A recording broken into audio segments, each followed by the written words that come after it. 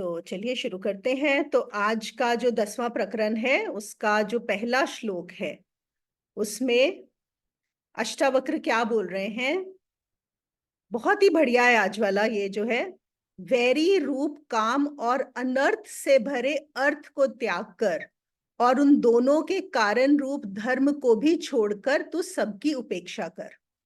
तो आप लोगों ने सबने सुना होगा कि हमारे जो शास्त्रों में बताया गया है 4 चीजें, वो क्या है? काम, अर्थ, धर्म और मोक्ष। ये हमें बताया गया है कि हमें ये सब चीजें हमारे लिए जरूरी हैं। तो यहाँ पे हम समझ लेते हैं कि काम क्या है। काम मतलब जो भी हमें कोई इच्छा उठती है वो काम है। जो भी कोई वासना उठती है, कि चाहे हम छोटा से शुरू करें कि अगर हमारे पास शरीर है तो शरीर को भूख लगती है, तो वो भी तो एक इच्छा ही हुई ना, कि उसको खाने की जरूरत है, हवा की जरूरत है, उसको सिक्योर करने की जरूरत है, कि एक मकान की जरूरत है। अगर हम बेसिक सर्वाइवल नीड्स भी लें तो वो भी जो उसकी इच्छा है वो भी काम में ही आएंगी। और उसके बाद तो इच्छाओं का कोई अंत नहीं है, तो जितनी भी इच्छाएं आपकी आ जाती हैं वो सब काम है। अब ये जो हमारी इच्छाएं हैं ये पूरी कैसे होंगी, और इनको पूरी करने का तरीका क्या है? अर्थ। अर्थ मतलब अगर हम सिंपल शब्दों में बोले तो वो कार्य करना जिससे हम इस काम को पूरा कर सके। हम ये बोल सकते हैं कि धन कमाना, क्योंकि हम धन कमाएंगे, उसी धन से हम ये सारी चीजें, हमारी जो इच्छाएं हैं, हमारा जो खाना है, हमारा घर है, वो सब कुछ अर्थ से ही हम प्रोवाइड कर सकते हैं काम को पूरा करने के लिए। और ये है संसार में बहुत जरूरी, दोनों हमारा काम और अर्थ हो जाएंगे। और उसके बाद आता है धर्म। जब इच्छाएं पूर्ण हो जाती हैं, पूर्ण तो किसी की नहीं होती, लेकिन हम ये बोल सकते हैं कि जब एक इंसान ये रियलाइज करता है कि हाँ, एटलीस्ट इतना है मेरे पास कि मैं अपनी सर्वाइवल नीड्स को, जो मेरी जरूरतें हैं, उनको मैं पूरी कर सकता हूं, तो उसके बाद अगर उसे मोक्ष की इच्छा आती है, अगर बहुत कम लोगों का ऐसा हो पाता है कि काम और अर्थ हो गया, तो अगर अब मोक्ष की इच्छा आएगी तो वो क्या रहेगा उसके अंदर? तो उसके लिए लगता है धर्म। लेकिन यहाँ पर बहुत ही बढ़िया अष्टावक्र जो क्या बोल रहे हैं, देखिए हम करते हैं कि ज्यादातर लोग बोलते हैं कि अर्थ और काम को छोड़ दो, लेकिन अगर तुम्हें मोक्ष चाहिए तो तुम्हें धर्म के रास्ते पर चलना होगा। और मैं यहाँ पे फिर से डिस्क्लेमर दे दूं कि हम यहाँ पे अष्टावक्र की बात कर रहे हैं। इसका मतलब ये नहीं है कि आप अपना धर्म छोड़ के बैठ जाएं क्योंकि अष्टावक्र ने कहा है। वो जनक को बता रहे हैं ये बात, ठीक है। और वो यहाँ पे कह रहे हैं कि तुम्हें अर्थ और काम ही नहीं छोड़ना, तुम्हें धर्म भी छोड़ देना है। क्योंकि सिर्फ अर्थ काम छोड़कर नहीं होगा। अर्थ, काम और धर्म जब तुम तीनों छोड़ दोगे तभी मोक्ष घटित होता है। तभी जो सबसे बड़ा तुम्हारे अंदर जो क्रांति होनी है, जो तुम्हें समझ आती है, उसके बाद ही होती है। जो धर्म का अर्थ है या धर्म का लक्ष्य है, मतलब the purpose of dharma is also to be freed from the dharma itself. तो धर्म का मतलब है कि लक्ष्य है धर्म से भी मुक्त हो जाना। पहला, धर्म की यात्रा कब शुरू होती है? जब अर्थ और काम, काम और अर्थ की यात्रा में आपको ये समझ में आ जाता है कि बहुत हो गया, अब और नहीं करना, इससे कुछ नहीं मिल रहा। और उसके बाद चलती है धर्म की यात्रा। और अष्टावक्र यहाँ पर कह रहे हैं कि बाद में तुम्हें वो धर्म की यात्रा को भी छूट जाना है। अब धर्म से हम समझते हैं क्या मतलब है। देखो, हम जनरली क्या बोलते हैं? धर्म का मतलब शुभ कार्य करना, धर्म का मतलब पुण्य कार्य करना, धर्म मतलब जो हमारा कर्तव्य है। और अगर हम अधर्म से इसको समझें तो अधर्म से मतलब हो सकता है कि जो बुरा है, जो हमारा कर्तव्य नहीं है। तो अधर्म से अर्थ हुआ पाप और धर्म से अर्थ हो गया पुण्य। और अष्टावक्र क्या बोल रहे हैं कि सिर्फ पाप ही नहीं छोड़ना। ऐसा मत सोचो कि पाप को छोड़ना है, पुण्य को भी छोड़ देना है। क्योंकि अगर तुम कहीं पुण्य से चिपक गए, अगर तुमको कहीं लगा कि मुझे तो पुण्य कमाना है, तो ये ध्यान रखो कि पाप आगे कहीं दूर नहीं है। पुण्य भी बिना पाप के नहीं हो सकता। पाप और पुण्य एक ही सिक्के के दो पहलू हैं। और वो ये भी बोलते हैं कि जब पुण्य करते हो तो पुण्य करने के लिए, मतलब जैसे हम पुण्य को डिफाइन करते हैं, उसके लिए भी पाप होता ही है। इसका एक बड़ी अच्छी स्टोरी है। कहते हैं कि एक बार चाइना में लाओ त्से का कोई डिसाइपल था, लाओ त्से का शिष्य था। तो वो जज बन गया। तो जब वो जज बना और वहां पे मुकदमा आया, और उस समय मतलब राजा होते थे जज, मतलब आजकल का जैसे सिस्टम है वैसे नहीं होता था, राजा के अंडर। तो उन्होंने ही मतलब लाओ त्से के शिष्य को जज बनाया था। उसका भी एक रीजन था। वो काफी, जो राजा थे वो बहुत इम्प्रेस्ड थे उनके डिसाइपल से। उन्हें लगता था कि ये बहुत अच्छी बात करते हैं, तो इन्हें जज बना दिया जाए। तो फिर जो केस आया वो ऐसा था कि केस में कि एक चोर है और उसने चोरी की थी और वो रंगे हाथों पकड़ा भी गया था। मतलब बहुत ही सीधा साधा केस था, कुछ उसमें गड़बड़ नहीं थी। तो चोर को लेके आया गया वहां पर, और ये था कि ये पकड़ा गया। चोर ने कबूल भी कर लिया कि हाँ, मैंने रात में इस सेठ के यहाँ पे चोरी की है। तो जब जो जज है उन्होंने ये दिया, अपना ऑर्डर दिया, जजमेंट दिया, तो उसमें चोर को दी 6 महीने की सजा। ओके, क्योंकि उसने चोरी की थी। और जो नगर सेठ है उसको दी 1 साल की सजा, जिसके यहाँ पे चोरी हुई थी। अब सब लोग बड़े हैरान हुए कि ये क्या मतलब हुआ कि चोर को वो दिया है, लेकिन इसको कैसे दे सकते हैं। तो बहुत हाहाकार मच गया, बहुत शोर मचा। वो सेठ भी बड़ा हैरान हुआ कि ये क्या तरीका है, लेकिन ऑब्वियसली वो जज है, उन्होंने दिया है। तो बात पहुंची, वो राजा के पास ले गए कि इनके यहाँ पे इनको ये क्या तरीका है। तो उन्होंने बोला कि आपने ये क्या जजमेंट दिया है। तो उन्होंने बोला, देखिए, चोर ने चोरी की वो तो बात ठीक है कि उसने जो कर्म किया, लेकिन इस सेठ ने क्यों इतना धन जमा करके रखा है कि चोर को चोरी करनी पड़ी, है ना, उसने जमा किया है। तो ये भी तो एक तरह से पाप है, ये आपको नजर नहीं आ रहा, लेकिन ये जमा करना, कि आपने एक ऐसी सिचुएशन क्रिएट की हुई है कि किसी को चोरी करने का मौका मिला, तो तभी तो चोरी हुई ना, तो वो और ज्यादा है। तो जब राजा ने ये सुना, राजा ने बोला, लॉजिकली तो आप सही बोल रहे हो, लेकिन अगर ऐसा करेंगे तो फिर मैं भी चोर हो गया, फिर तो यहाँ पे सारे ही चोर हो जाएंगे। आप जो बात कह रहे हो वो सही है, लेकिन व्यवहारिक दृष्टि से हम ऐसा वो नहीं कर सकते, है ना, व्यवहारिक दृष्टि से ये नहीं हो सकता। आध्यात्मिक दृष्टि से आप जो बोल रहे हैं सही है। तो इसलिए फिर उनको हटा दिया गया। उन्होंने बोला, नहीं, आप ऐसा करिए, छोड़ दीजिए, यहाँ पे जजमेंट देना बंद करिए, क्योंकि ऐसे नहीं चलेगा। तो उन्होंने बोला, मैंने तो पहले ही आपको बोला था कि मुझे यहाँ पे आप जज नहीं, मत बनाइए, गलती कर रहे हैं। तो ऐसा हुआ। तो वो कहते हैं कि क्यों ऐसा सोचते हो कि तुमको पुण्य करना है, तो तुम्हारी जो पुण्य की परिभाषा है वो भी गलत है। और तुम सोचो मैं पहले धन कमाऊं, इकट्ठा करूं, फिर दान करूं, इन चक्रों में पड़ने की जरूरत नहीं है। जहां तक अष्टावक्र जाते हैं ये सब बेकार है, बिल्कुल। यह धर्म भी छोड़ना है तभी। और ये सब क्यों छोड़ना है, इसलिए कि धर्म का रास्ता भी तुम्हें असल में मोक्ष तक नहीं लेके जाता। क्यों नहीं लेके जाता, क्योंकि मोक्ष तो अभी है ही, इसी वक्त मौजूद है। जब तक तुम किसी रास्तों पे चलते रहोगे, वो ये बोल रहे हैं, कोई भी रास्ता लो, जब तक तुम रास्तों पे चलोगे तब तक तुमको मोक्ष नहीं प्राप्त होगा। क्योंकि तुम जो भी कुछ करोगे, मतलब यहाँ पे फिर से वो है कि तुम कुछ भी करोगे तो तुम आगे जा रहे हो, तुम जहां पर हो वहां से हट रहे हो उस चीज को। तो इसलिए तुम्हें सब कुछ छोड़ना पड़ेगा। एक और चीज बताई गई है, कहते हैं, देखो, आ, काम से तो हर कोई ये रिकॉग्नाइज कर लेता है कि हाँ, काम को छोड़ना है ना। हमको क्या होता है, जो इच्छाएं हैं वो हमें दुख देने लगती हैं एक सर्टेन पॉइंट ऑफ टाइम। वो तो हर कोई रियलाइज कर लेता है कि हाँ, हमें छोड़ना है। छोड़ पाते हैं या नहीं वो एक बात अलग है। लेकिन जो धर्म है, जो धर्म में अटक जाते हैं, वहां से निकलना बहुत मुश्किल होता है, बहुत ज्यादा मुश्किल हो जाता है। क्योंकि वहां आपको ये लगता है कि यहाँ पे तो रस ही रस है, यहाँ पे तो सब कुछ बहुत अच्छा है। कि दो यात्राएं हैं, एक है अर्थ है साधन, और काम है साध्य। कि हम अर्थ पर चलकर काम की प्राप्ति, अर्थ भी हमें क्यों चाहिए, काम की प्राप्ति के लिए। और दूसरी जो यात्रा है उसमें धर्म है साधन और मोक्ष है साध्य।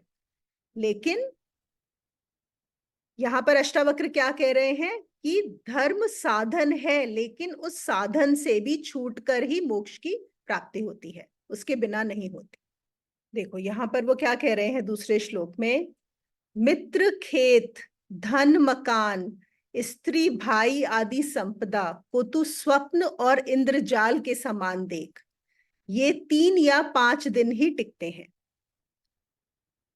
तो यहाँ पर क्या कह रहे हैं कि हम जो भी चीजें पकड़ लेते हैं, हम जगत में जिसको भी पकड़ते हैं और सोचते हैं कि हमें ये सुख देने वाला है, यही तो चीजें हैं। हम इन चीजों को जो ले रहे हैं, चाहे वो हमारे दोस्त हैं, खेत मतलब हमारी प्रॉपर्टी, पैसा, हमारा मकान, हमारी पत्नी या पति, भाई बंधु, जितने भी हैं, वो कहते हैं हर चीज जिनको तुमने पकड़ा है और जो तुमको लगता है कि ये मुझे सुख देने वाला है, उसको तुम ध्यान से देखो, ये इंद्रजाल है।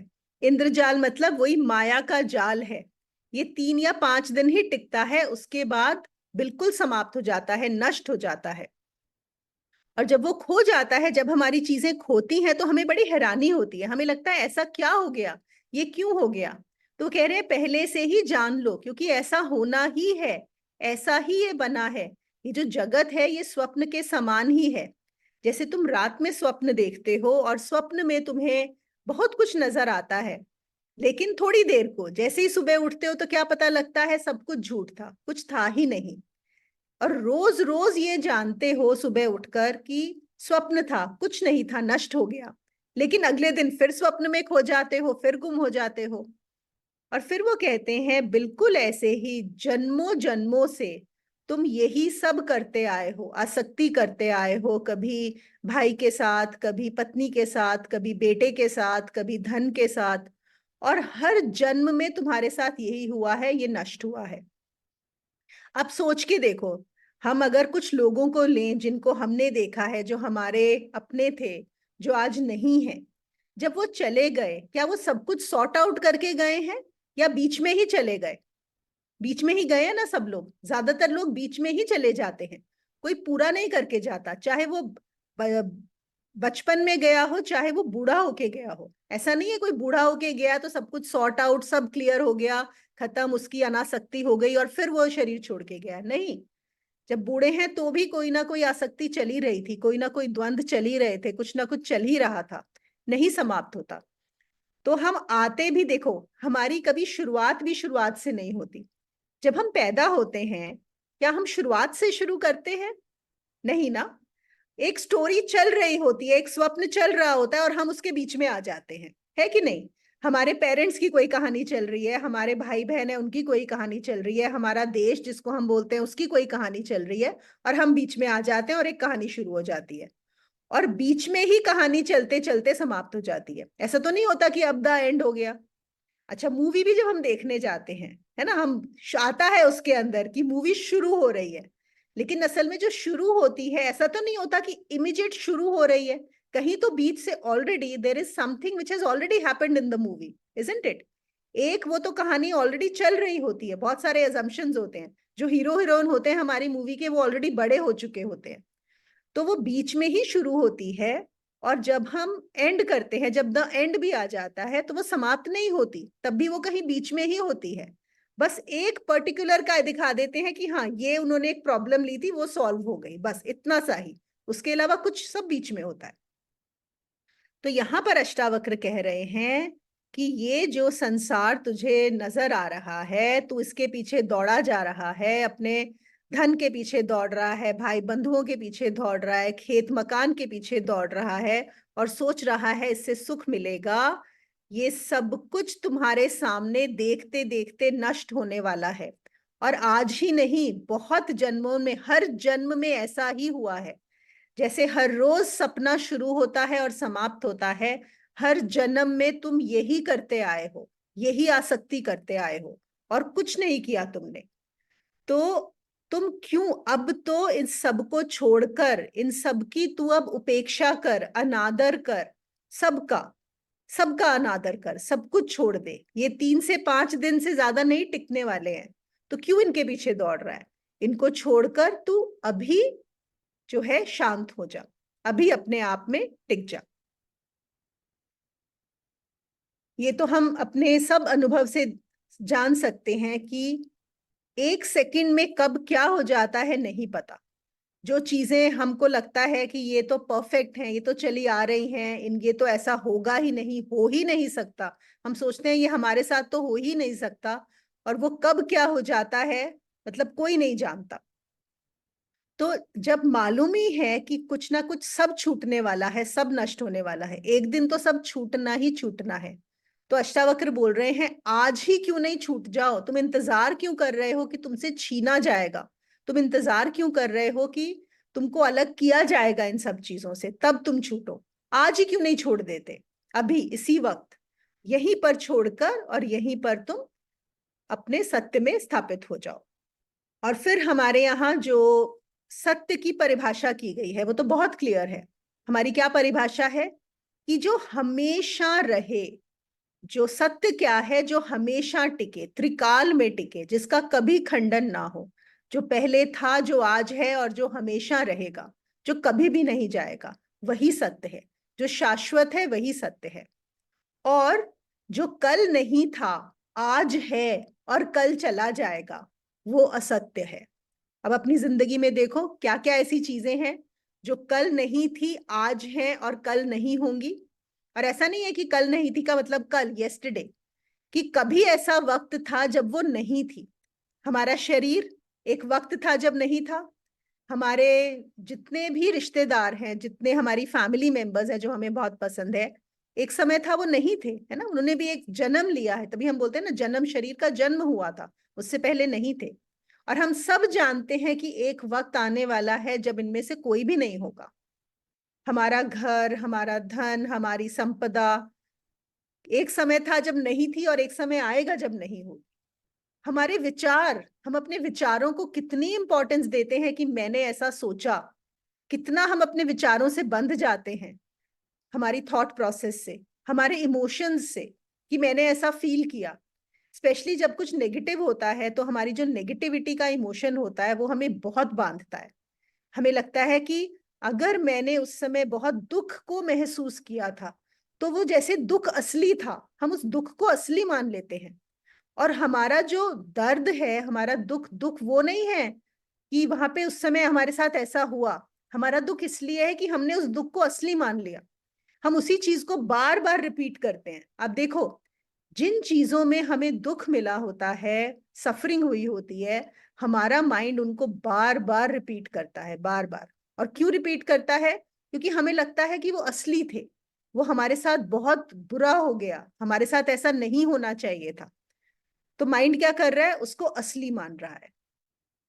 और यहीं पर अष्टावक्र बोल रहे हैं कि गलती, सब कुछ नष्ट होने वाला है, हर चीज इंद्रजाल है। हमारे यहाँ जैसे सत्य को जानने के लिए चार अवस्थाएं बताई गई हैं, है ना। जैसे हम बोलते हैं कि आपकी जागृत अवस्था, स्वप्न अवस्था, निद्रा अवस्था, और चौथी है तुर्या। और ये जो तीनों हैं ये बदलती रहती हैं। हम हमेशा जागृत अवस्था में नहीं होते, हमेशा स्वप्न अवस्था में नहीं होते, और निद्रा में भी नहीं होते। वो तीनों अवस्थाएं हमारी चेंज होती रहती हैं, होती रहती हैं। तो इसका मतलब तीनों अवस्थाएं ही असत्य हैं। तो सत्य क्या है? तुरिया अवस्था, जो चौथी अवस्था है। तो जो भी हम साधना करते हैं वो हमें कहाँ ले जाने के लिए है? उस तुरिया अवस्था का ज्ञान कराने के लिए ही है। जब हम सुबह उठते हैं तो हमारा स्वप्न समाप्त हो जाता है ना, नष्ट। और कुछ दुख भी नहीं होता, हमें ये भी नहीं लगता कि हाय वहां पे ये हो रहा था वो खत्म हो गया। फिर जब हम सोते हैं, चलो स्वप्न में तो उठे तो नष्ट हो गया जागृत अवस्था में, लेकिन जब हम स्वप्न में जाते हैं तब हमें जागृत का बिल्कुल ख्याल नहीं रहता, है ना। हम कहाँ सोए हैं, हम कौन हैं, हमारे घर वाले कौन हैं, सब समाप्त। स्वप्न में जाते ही जागृति समाप्त हो जाती है, जागृति में आते ही स्वप्न समाप्त हो जाता है। इसी से अगर हम इसी चीज पे थोड़ा ध्यान दें तो हमें पता लग जाएगा कि दोनों ही झूठ हैं, दोनों झूठ हैं। तीसरे श्लोक पर चलते हैं। और क्योंकि हम लोग सब अष्टावक्र गीता कर रहे हैं तो उसके हिसाब से बहुत ही जरूरी श्लोक है ये, इसको सब लोग ध्यान से समझ लें। देखो, यहाँ पे वो क्या कहते हैं, जहां जहां तृष्णा है वहीं वहीं संसार को जान, प्रौढ़ वैराग्य को आश्रय करके वीत तृष्णा हो। तो यहाँ पे इन्होंने क्या बात बताई है? कच्चा वैराग्य और पक्का वैराग्य। देखो, बार बार ये बात की जाती है कि जब भी हम अध्यात्म पे चलते हैं तो दो चीजें बताई जाती हैं, एक होता है विवेक और दूसरा होता है वैराग्य। विवेक वो है जो आपका साधना से जन्मता है, और जो वैराग्य है वो जीवन को जीने से अपने आप आपके अंदर डेवलप होता है। जैसे हम बोलते हैं ना कि पेड़ पे कोई फल है, तो हम कच्चा फल अगर तोड़ लेंगे तो हमें कुछ फायदा नहीं है। कच्चा फल ना मीठा होगा, कड़वा ही होगा, और फल तो हमारे काम का आएगा ही नहीं। जो हमारा पेड़ है उस पर भी एक घाव बन जाता है ना। तो यहाँ पर वो क्या कहते हैं कि कभी कभी क्या होता है, जब हम इस तरह के ग्रंथ पढ़ते हैं, जैसे हम अष्टावक्र पढ़ रहे हैं, या हम दूसरों से सुनते हैं कि उनको वैराग्य हो गया है, या कभी हम दूसरों से समाधि के सुख की का वर्णन सुनते हैं, तो हम में भी वो आशा जाग जाती है। हम भी सोचते हैं कि हम भी वैरागी हो जाएं। तो हम सोचते हैं कि हम भी सब कुछ छोड़ के बस इस रास्ते पे चल पड़े, एकदम छोड़ दें। ये वैराग्य कहाँ से आया? ये आया सिर्फ दूसरे को सुनने से। यहाँ ये वैराग्य जो आया वो आया लालच से। ये ऐसा लगा कि दूसरे को कुछ ऐसा मिला है, और हमारी बड़ी नेचुरल टेंडेंसी होती है माइंड की कि जब हम सुनते हैं, और स्पेशली जो हमारे जानकार हैं कि उनको साथ कुछ हुआ, तो हमें लगता है हमें भी हो जाए, है ना। हम भी वो चीज को चाहते हैं। बाकी संसारिक चीजों में भी ऐसा ही होता है। किसी हमारे दोस्त ने कोई बहुत अच्छी गाड़ी खरीदी तो हमको भी होता है हम भी खरीद लें। उन्होंने एक कोई लैंड खरीदा तो हमें भी खरीदनी है। वो किसी वेकेशन में होके आए हैं तो हमें भी होके आना है। ये चलता ही रहता है। तो बिल्कुल ऐसे ही वही चीज यहाँ पर भी हो जाती है कि अगर हमने किसी का वर्णन सुना समाधि का, हम थोड़े परेशान हैं अपनी जिंदगी को लेकर, और सुना कि दूसरे के साथ वो इस रास्ते पर चला तो उसके साथ कुछ ऐसा हो गया, या उसको बहुत अच्छा कोई आगे पाथ मिल गया, तो हमें लगता है हम भी कर लें, हम भी। लेकिन यहाँ पर वो बहुत क्लियरली बता रहे हैं कि जब तक तुम्हारा वैराग्य प्रौढ़ ना हो, तब तक ये गलती मत करना, नहीं तो बहुत उल्टे फंस जाओगे। यहाँ पर बहुत ज्यादा तुम्हारे फंसने के चांसेस हैं, गड़बड़ी खतरा हो जाएगा।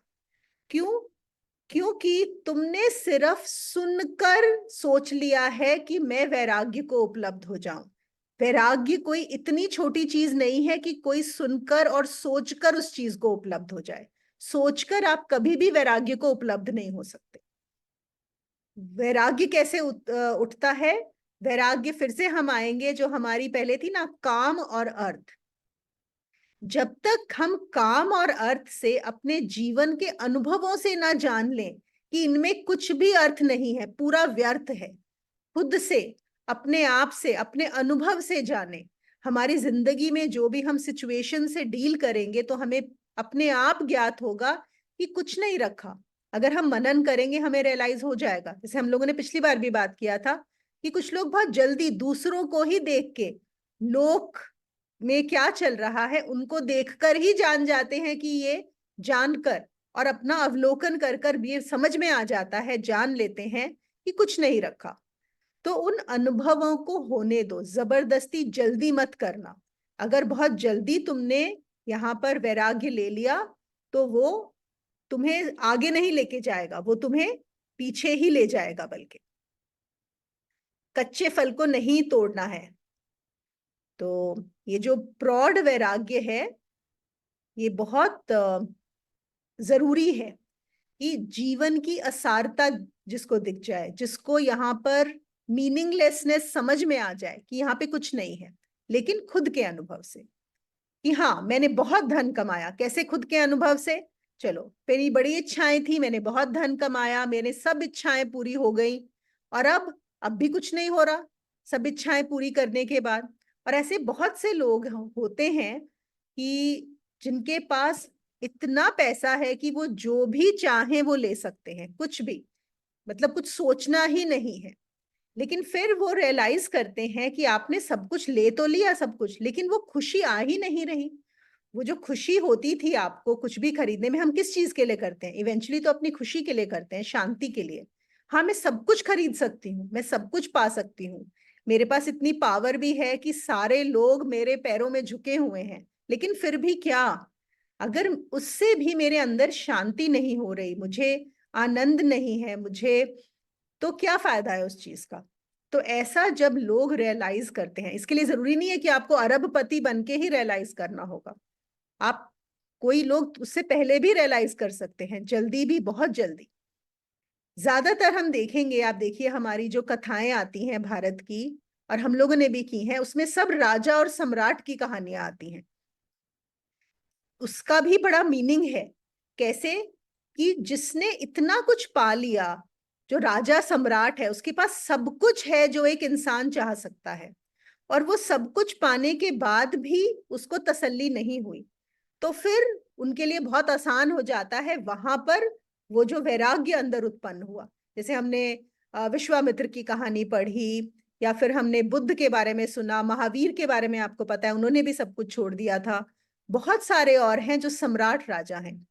बहुत कभी कभी ऐसा होता है कि कोई बहुत गरीब है, जिसने ये सब कुछ नहीं देखा, नहीं जाना, लेकिन उससे पहले ही रियलाइज कर लिया कि इस सब में कुछ सार नहीं है, इन चीजों के पीछे भागने से कुछ सार नहीं है।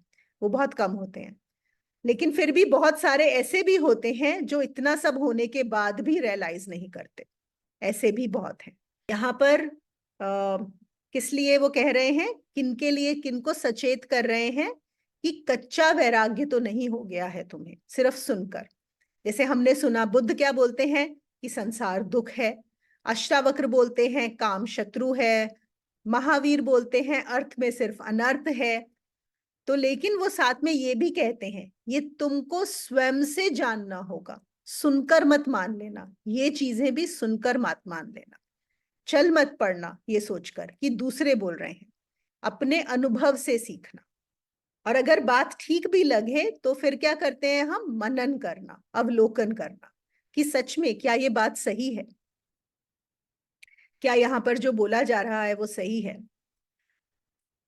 हम ना इसको एक और चीज से भी ऐसे समझ सकते हैं कि हमें जब अपने अनुभव से जानना होता है, जैसे एक छोटा बच्चा है, जब वो चांद को देखता है ऊपर, तो चांद कैसे छोटा सा नजर आता है ना। मतलब अगर वो अपना हाथ आगे रख दे तो चांद छुप जाता है, तो उसको लगता है चांद तो मेरे हाथ से भी छोटा है ना। पर क्या सच में चांद इतना छोटा है? नहीं है, है ना। लेकिन जब वो बच्चा बड़ा होता है, जब वो पढ़ाई करता है, समझता है, तभी वो रियलाइज करता है कि चांद नजर तो बहुत छोटा आ रहा है, लेकिन इतना छोटा है नहीं, बहुत बड़ा है चांद, है ना। चाहे ऐसे ही सूरज है, सूरज भी छोटा नजर आ रहा है पर बहुत बड़ा है। या और चीजें छोड़ो, एरोप्लेन, ये आपने बहुत सारे बच्चों को कहते हुए, खैर आजकल तो बच्चे सब बचपन से ही प्लेन के अंदर उड़ते हैं तो उतना बात नहीं होती, लेकिन मुझे याद है छुटपन में ऐसा होता था कि जैसे कोई प्लेन देखा तो लगता था अरे प्लेन तो बहुत ही छोटा होता है, इसमें लोग कैसे चढ़कर जाते हैं। तो क्यों? क्योंकि आप यहां से देख रहे हैं तो इसलिए आपको इतना छोटा वो नजर आ रहा है दूर से। लेकिन जब आप उसको पास से देखोगे तो आपको पता लग जाएगा कि दिख छोटा रहा है नहीं, बहुत बड़ा होता है।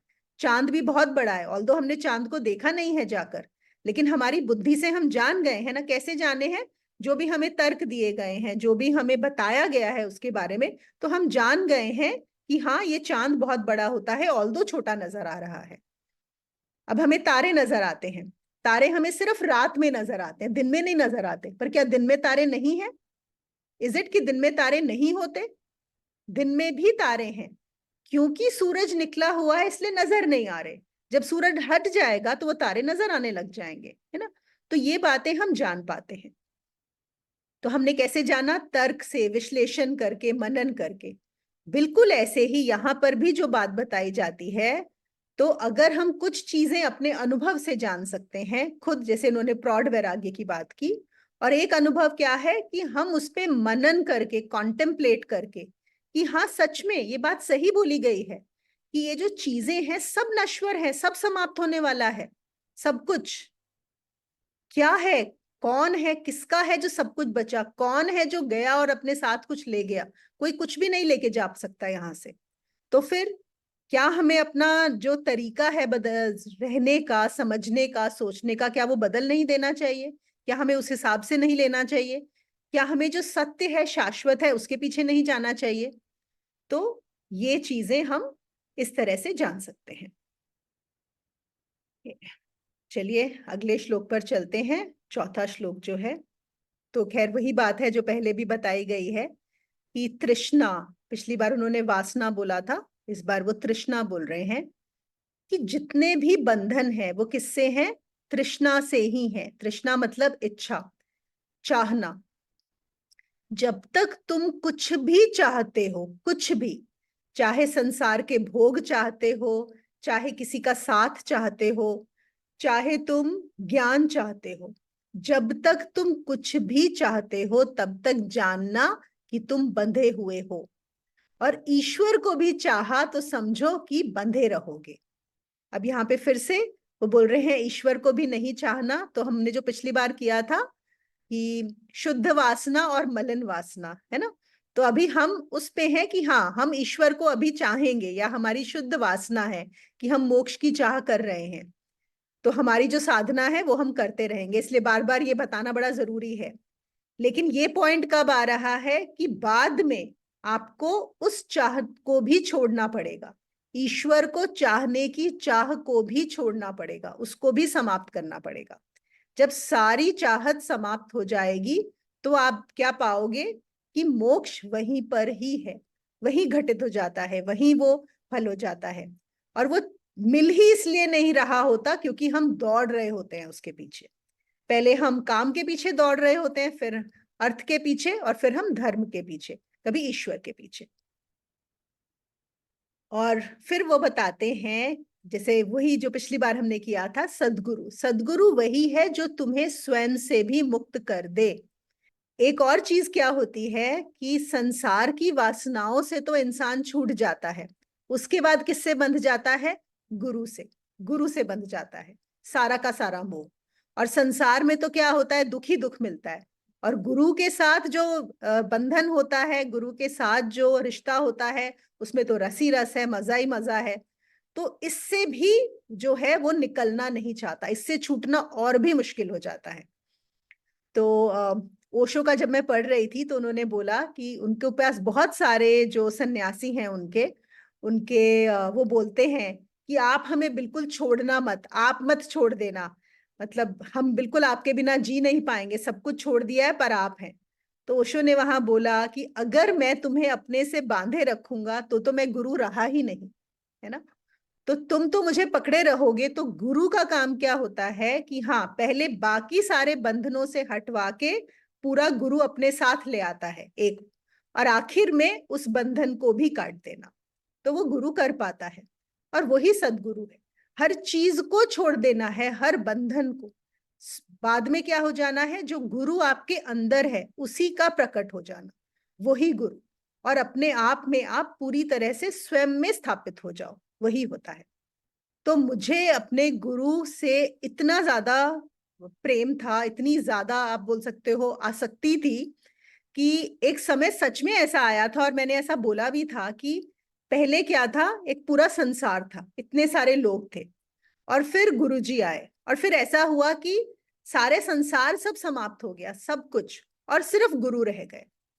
और बिल्कुल ऐसा उस समय लगता है कि अगर ये नहीं होंगे तो बस फिर तो कुछ हो ही नहीं सकता। मतलब अगर ये हटे, आप ना, आप एंकर बना लेते हो, आप उनको कस के पकड़ लेते हो कि बस अब जो भी है वो आपका गुरु से है।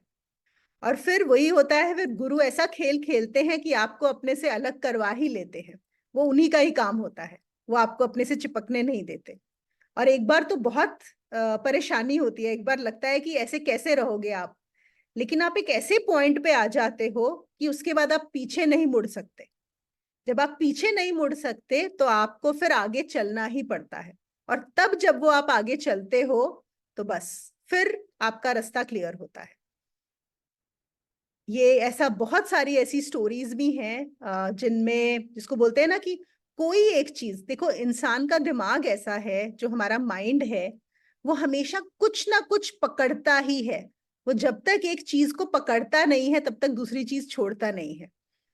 तो इसलिए जो आखिर चीज होती है जो पकड़ाई जाती है उसके हाथ में, वो होता है गुरु। लेकिन आखिर में उस गुरु को भी छोड़ना पड़ता है, तभी आगे आपकी जर्नी आगे होती है। लेकिन इसका मतलब ये नहीं है कि पहले ही छोड़ दो, फिर से कच्चे फल को तोड़ दो, है ना। जब तक पक नहीं जाते तब तक पकड़ना है। जैसे हम पेड़ लगाते हैं तो पेड़ के आसपास, देखा, छोटे पेड़ होते हैं तो उसके आसपास एक बाउंड्री सी बना देते हैं, पतली सी, कि वो जो पेड़ है अभी छोटा है, उसको कोई जानवर आके खा ना जाए, तोड़ ना दे। लेकिन जब वो पेड़ बड़ा हो जाता है, स्ट्रांग हो जाता है, तो उसको हटा दिया जाता है। या फिर जब बच्चे साइकिल चलाना सीखते हैं तो हम एक तीसरा पहिया लगा देते हैं साथ में, है ना। लेकिन जब वो चलाने लगते हैं साइकिल तो उस तीसरे पहिए को हटा दिया जाता है। तो गुरु समझो वो तीसरा पहिया ही है, कि जब तक आपको खुद को बैलेंस करना नहीं आता तब तक उस तीसरे पहिए की जरूरत है। लेकिन फिर वो तीसरा पहिया भी हटाना है। जिंदगी भर तो तीसरे पहिए के साथ साइकिल नहीं चलाओगे ना, ट्राई साइकिल तो नहीं चलाते रहोगे। तो ऐसा ही है, जब तक कुछ भी मांग है किसी के साथ भी, कोई भी, जब तक तुम चिपके हुए हो किसी के साथ भी, तो मान के चलो कि बंधन है। पहले तो हम देखते हैं ना कि लोग संसार से ही नहीं छूटते हैं, और कितना मुश्किल होता है संसार से छूटना। पर उसके बाद संसार से छूटते हैं तो हम धर्म से बंध जाते हैं, धर्म से छूटते हैं तो हम गुरु से बंध जाते हैं। ऐसे ही चलती है कहानी, step by step by step.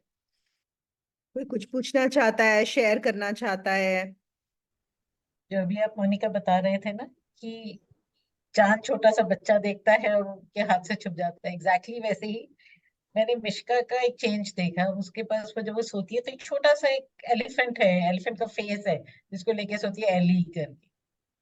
अभी क्या हुआ, वो उसको जू लेके गए and she saw the elephant and they had click the picture and I could see the surprise on her face. उसके लिए तो एलिफेंट वो था जो पकड़ के चल रही है and when she saw right. Such a big elephant, वो उसका मतलब she is looking like that, एकदम आश्चर्य से भरी हुई है। एकदम से क्लिक होता है कि ये बच्चों में भी वो होता है, ठीक है वो लोग एक्सप्रेस नहीं कर पाते। दैट्स अ बिल्कुल डिफरेंट। बिल्कुल बिल्कुल। और ऐसा ही होता है ना कि जो हमको पता ही नहीं है, लेकिन फिर जब उस चीज का मिलना, समझना, देखना, वो वैसा ही है हाँ। ना। यार ये था। यस। सरप्राइज है ना, कि क्या राइट समझते हैं राइट। और क्या होता है। क्या होता है।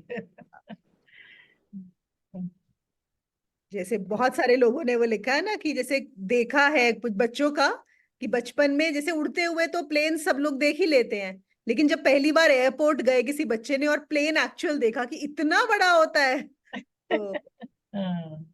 वही बात है।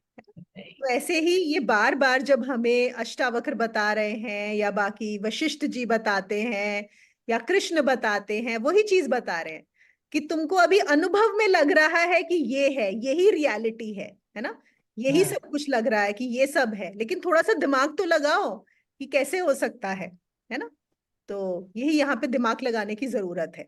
जैसे हम दिमाग लगाते हैं ना कि वो प्लेन इतना छोटा कैसे हो सकता है, नहीं हो सकता। अगर इतने लोग उसमें जा रहे हैं, क्योंकि डिस्टेंस है इसलिए लग रहा है वो छोटा। तो उसी तरह से हमें अनुभव हो रहा है, हमें इस समय अनुभव में क्या आ रहा है कि मैं अलग हूं, ये संसार अलग है। अनुभव में क्या आ रहा है कि मैं ये शरीर हूं। जैसे अनुभव में चांद छोटा नजर आ रहा है ना। तो हम उसी को ही सत्य मान रहे हैं। लेकिन अनुभव बहुत जरूरी है, लेकिन अनुभव के साथ तर्क भी जरूरी है। तो ज्ञान मार्ग में बोला जाता है एक्सपीरियंस प्लस लॉजिक। सिर्फ एक्सपीरियंस एनफ नहीं होता, सिर्फ अनुभव एनफ नहीं होता। अनुभव के साथ तर्क की भी, उसको समझना उस अनुभव को, वो भी उतना ही जरूरी होता है। जैसे एक ना स्टोरी है, कि स्टोरी जोक जो भी बोलो, कहते हैं एक आदमी पहली बार ये मूवी देखने गया था। तो वहां पे उसके फ्रेंड ने उसको बोला कि अरे देखो यहाँ पे अभी ना ये नया नया कोक आया है, तो ये कोक जो है तुम पीना। तो उसने कभी कोक भी नहीं पिया था। तो उसने बोला नहीं नहीं मुझे नहीं पीना। उसने बोला अरे नहीं बड़ा टेस्टी होता है, पी के तो देखो, नई चीज आई है, गांव के लोग थे। तो वो गए हॉल में बैठे, और उसके फ्रेंड ने उसको कोक की बोतल खोल के दी। और उसने जैसे ही कोक पिया, तभी क्या हुआ, लाइट चली गई बाय चांस, हॉल में थे, एकदम अंधेरा हो गया। तो उसने बोला अरे मैं अंधा हो गया, अंधा हो गया, तूने मुझे क्या पिला दिया, मैंने बोला था कि तुम मुझे ये मत पिलाना, ये पीने से मैं अंधा हो गया। और वो चिल्लाने लगा जोर जोर से, है ना। उसके बाद जब लाइट आ गई तो पता लगा कि नहीं कुछ नहीं, सब ठीक है। वो तो लाइट चली गई थी, है ना। तो देखो अनुभव है, अनुभव यही हुआ कि कोक पिया और कुछ नहीं। लाइट चली गई। लेकिन तर्क की भी जरूरत है ना। इसका मतलब ये नहीं है कि कोक पीने से अंधा हो गया वो। तो अनुभव और तर्क। तो हमें अनुभव क्या हो रहा है, मैं तो शरीर हूं। अनुभव क्या हो रहा है, मैं तो ये मन हूं। अनुभव क्या हो रहा है, मैं अलग हूं, ये सब कुछ अलग है। लेकिन यही हमें ये लोग बार बार बताने की कोशिश कर रहे हैं कि थोड़ा तर्क भी लगाओ इसमें, सिर्फ अनुभव में मत रहो। मोनिका, मेरे को एक चीज पूछनी है। हाँ इन जी। दिस जो था टू कम आउट ऑफ धर्म ऑल्सो, तो उसका मतलब जैसे गीता में भी है, इट इज दैट निष्काम कर्म बेसिकली। धर्म धर्म, निष्काम काम, कर्म। अर्थ और धर्म से निकलने का तो तरीका फिर यही है ना, निष्काम कर्म, जिसमें कोई तुम्हारा वो वही ना हो कि मतलब नॉट डिजायरिंग एनी फ्रूट और anything, but just doing the action without being the doer. हाँ बिल्कुल, निष्काम कर्म तो है, लेकिन निष्काम कर्म भी जो है ना वो आत्मज्ञान के बाद ही होता है। उससे पहले हमारा ये मन ऐसा है, वो सोच सकता है। और अगर तुम सोच के करोगे कि ये निष्काम कर्म है, या हमने अगर सोचा कि मुझे इसमें कुछ नहीं चाहिए, मैं बस ऐसे ही कर रहा हूं, तो भी हाँ ये ठीक है डेफिनेटली, कि जो हम एक सकाम कर्म करते हैं हमेशा सोच के कि मेरा इसमें फायदा क्या होगा, सो उससे डेफिनेटली बेटर है। लेकिन एक्चुअल जो निष्काम कर्म है वो खुद को जानकर ही होता है। या मतलब बेसिकली कि तुम एक नॉन डूअर ही हो गए ना, फिर वही जो बात ज्ञान मार्ग की है कि हाँ डूअरशिप हट गई बस। हाँ बिल्कुल बिल्कुल क्योंकि वो तो होंगे एक्शंस, जब तक बॉडी में है तो एक्शंस तो होंगे ही। बिल्कुल बिल्कुल। तो ऐसा बोल सकते हो कहने के लिए नॉन डूअर, और जैसे आपने बोला कि निष्काम कर्म, वो भी लेकिन हम अपना माइंड से ही करके कर रहे हैं पहले। यहाँ पर वो क्या कहते हैं कि तू एक शुद्ध चैतन्य है, संसार जड़ और असत है, अविद्या भी है असत, इस पर भी तू क्यों क्या जानने की इच्छा करते हैं, है ना। यहाँ पे वो क्या बता रहे हैं कि यहाँ पे चैतन्य कौन है, तुम ही तो हो, सब कुछ तुम ही हो और शुद्ध हो। और ये संसार जो कुछ भी नजर आ रहा है यहाँ पे, ये हर चीज जड़ है, ग्रॉस है। असत मतलब अनट्रुथ, फॉल्स है। और अविद्या, वो भी, अगर तुमको ये लगता है कि मुझे नहीं पता कोई चीजें, वो भी असत है। और कुछ जानते हो, वो भी असत है। तो और क्या जानोगे, क्या जानने की अभी भी क्या कोई इच्छा उठती है क्या कुछ जानने की, है ना। तो यहां पर जानने को कुछ भी नहीं है, कुछ भी नहीं है, क्योंकि जो भी जानोगे वो झूठ ही है। और हमारी जो पूरी दौड़ है वो यही होता है कि हम और क्या पालें और क्या जान लें और क्या कर लें। इसी संसार की दौड़ है हमारी। ये ऐसा ही है कि हम स्वप्न में हैं और वहां पर कुछ करने की कोशिश कर रहे हैं। आपने स्वप्न में जो भी कुछ किया, अचीव कर लिया, आपको ओलंपिक मेडल भी मिल गया, आपने वहां पे बहुत बड़ा एक कॉलोनी बना दी, बहुत सारे लोगों को पढ़ा दिया, जो मर्जी किया। लेकिन जैसे ही सुबह उठोगे तो क्या होगा, सब समाप्त, झूठ था, सब कुछ झूठ था। आपने स्वप्न में कुछ भी जान लिया, उसके बाद क्या होगा, सुबह उठोगे, समाप्त, नष्ट, सब असत था, सब कुछ असत था। सत्य क्या है, स्वप्न में भी एक ही सत्य है कि तुम थे वहां पे, उस स्वप्न को देखने वाले तुम थे और कोई नहीं था। और उठे हो, जागृत अवस्था है, यहां पर भी एक ही सत्य है। वो सत्य क्या है, तुम ही शुद्ध चैतन्य हो, एक ही शुद्ध चैतन्य है। तो यहाँ पे क्या करना है, और इसका हम एक और ये भी ले सकते हैं कि क्यों इतने सीरियस हो रहे हो इस संसार को लेके। इतना सीरियस होने की जरूरत ही नहीं है। सब कुछ तो अस्थाई है, सब कुछ नष्ट होने वाला है। क्या है, कुछ भी नहीं है, ये ऐसे सिर्फ अपीयर हो रहा है। जैसे सपने में जब हम जान जाते हैं, जो भी लोग, कुछ मुझे पता है यहाँ पे जो स्वप्न में जागृत रहते हैं उनको मतलब चेतना रहती है कि ये स्वप्न चल रहा है, कुछ फर्क नहीं पड़ता, जो चल रहा है चलने दो, क्या फर्क पड़ता है। तो मतलब एकदम आप लाइट होते हो, आपका माइंड किसी भी चीज को पकड़ता छोड़ता नहीं, आपको दिख रहा है कि ये तो सपना है। या हम अगर अभी कुछ अपने माइंड में इमेजिन करने लगे कुछ भी, तो हमें पता है कि हम सिर्फ इमेजिन कर रहे हैं, ऐसा है नहीं। तो फिर क्या जानना है उस इमेजिनेशन के बारे में। सपोज मैं एक अपने इमेजिनेशन में एक नगर बनाऊं, और नगर में जो हमने किया भी है, बहुत सारे कुछ लोग बनाऊं, कुछ भी चीजें डालूं, और फिर मैं आप लोगों को ऐसा करूं, आप लोगों का इंटरेस्ट हो कि अच्छा उस नगर में कितने लोग रहते हैं, वो कौन से घर में रहता है, वो क्या करता है, उसने ऐसा क्या किया, आपको इंटरेस्ट होगा उसको जानने में। नहीं होगा ना कोई इंटरेस्ट, क्योंकि सब झूठ है। तो वो कह रहे हैं यहां पर भी ऐसा ही झूठ है। हाँ, व्यवहारिक दृष्टि से थोड़ा बहुत देखो, हम कभी भी व्यवहार को छोड़ते नहीं है। अष्टावक्र तो यहाँ पे बिल्कुल हाई बात कर रहे हैं। हम कहते हैं व्यवहारिक दृष्टि से ठीक है, कुछ थोड़ा बहुत जानना हमें पता होना चाहिए, उतना होता ही है, उसके बाद आगे कोई जरूरत नहीं। वो क्या कहते हैं, देखो तुम्हारा जो दुख है वो असत के साथ तुम्हारे बनाए हुए संबंधों से पैदा होता है। सारा दुख, है कि नहीं? हमारा दुख कहाँ से आता है? हमारे रिलेशनशिप से। सबसे ज्यादा दुख तो हमारे रिश्तों से आता है कि नहीं? और वो क्या कह रहे हैं कि तुम्हारा रिश्ता ही असत्य है, वो जो रिलेशनशिप है वो ही असत्य है, जो है ही नहीं उसको तुमने एक रिलेशनशिप मान लिया है। और सुख कहाँ से आएगा? जब ये सारे असत्य के संबंध छूट जाएंगे, उससे ही सुख घटित होगा। कैसे होगा? जब स्वयं को जान लोगे, स्वयं में स्थित हो जाओगे, तो वहीं पर ही सुख है, क्योंकि उसी समय तुम सत्य के साथ तुम्हारा रिश्ता बन जाएगा। जो हम योग बोलते हैं ना, देखो योग भी क्या होता है, योग का मतलब ज्यादातर लोग योगा समझ लेते हैं, आसन करना is yoga. That is not योग। योग इज अपने आप में स्थित हो जाना। असल में योग ऑलरेडी है, सिर्फ हमें पता नहीं है, पता नहीं है कि योग ऑलरेडी घटित हुआ है। तो उसको जान जाना फिर से कि मैं ही वो हूं, मेरे अंदर ही ये सब कुछ चल रहा है। मुझे संसार के पीछे भागने की जरूरत ही नहीं है, क्योंकि ये संसार मेरे अंदर है, मैं संसार के अंदर नहीं हूं। और मैं कौन? मैं ये शरीर नहीं, मैं ये मन नहीं, ये संसार के अंदर है, ये संसार का हिस्सा है, लेकिन ये भी मेरे ही अंदर है। यहाँ फिर से वही चीज है कि इसमें जो 6वां श्लोक है उसमें बोलते हैं कि जो कुछ भी तेरे कितने जन्म हुए हैं और कितने तुम चीजें उसमें नष्ट हुई हैं, जबकि तू उनसे पूरा आसक्त था, जबकि वो भी सब कुछ तुझे रियल नजर आती थी, सत्य नजर आती थी।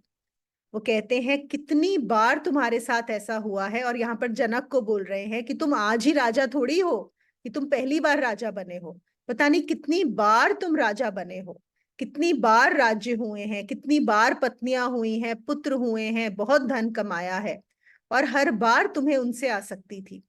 लेकिन तुम्हारी आसक्ति से ना कुछ रुका, ना आया और गया, और वो सब कुछ समाप्त हो गया, सब कुछ। और यहां पर भी ऐसा ही होने वाला है। पता है, जब हम योग वशिष्ठ में कर रहे थे ना, उसमें भी वशिष्ठ जी राम को बताते हैं कि पता नहीं कितनी बार तुम ये जन्म ले चुके हो राम, और मैं भी कितनी बार आ चुका हूं और तुम्हें ये ज्ञान दे चुका हूं। वहां पर भी ये बात आती है कि ऐसा नहीं है कि रामायण एक ही हुई थी, राम एक ही बार हुए थे, नहीं, वो भी कई बार हुआ है। ये सृष्टि ऐसी ही है। और ऐसा नहीं है कि बिल्कुल सेम टू सेम रेपिटेशन हुआ, सेम भी होता है और डिफरेंट भी होता है हर उसमें। तो वहां पर भी ये बड़ा क्लियरली उन्होंने उनको बताया है। यहाँ पर भी वो ये बता रहे हैं कि पता नहीं कितनी बार ऐसा हो चुका है कि तुमने संबंध बनाए और छूट गए, मौत आई और सब कुछ छूट गया। तो बहुत तुमने कर्म किए, लेकिन ये जो संसार रूपी जंगल है ये कभी समाप्त नहीं हुआ, मन को शांति कहीं प्राप्त नहीं हुई। तो तुमने बहुत धन कमा लिया, बहुत भोग लिया, बहुत चल लिया, अब सबको छोड़ने का समय आ गया है, अब तो अपने आप में स्थित हो जा।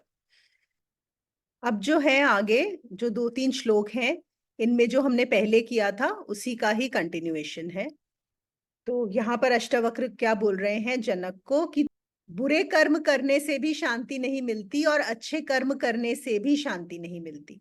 और जो बुरे और अच्छे का होता है ना, वो यही होता है कि जब आपको लगता है मन को कि ये मैंने बुरे कर्म किए, तो उसको लगता है कि अब मैं अच्छे कर्म कर लूंगा तो सब कुछ ठीक हो जाएगा। तो कहते हैं वो भी मतलब बहुत थोड़ी देर के लिए लगता है, उसके बाद उससे भी तुमको कुछ कहीं कुछ मिलता नहीं है, शांति नहीं होती। तो कर्म करने से शांति नहीं मिलती, क्योंकि कर्म का तो अर्थ है कि अभी आप भाग दौड़ रहे हो, किसी चीज के पीछे भाग रहे हो। और अकर्म का क्या मतलब है? यहाँ पर शांत हो गए, विराम हो गया, साक्षी हो गए, करता ना रहे। अब मैं यहाँ पे क्लियर कर दूं, अकर्म से मतलब ये नहीं है यहाँ पे कि सब कुछ करना छोड़ दो और चुपचाप करके बैठ जाओ, ये मतलब नहीं है यहाँ पे, जो बहुत बार हम गलती से लगा लेते हैं। इनफैक्ट कृष्ण ने भी गीता में ये बात की है, कर्म अकर्म। अकर्म से मतलब ये नहीं है कि कर्म ना करो, अकर्म से मतलब है कि कर्ता ना बनो।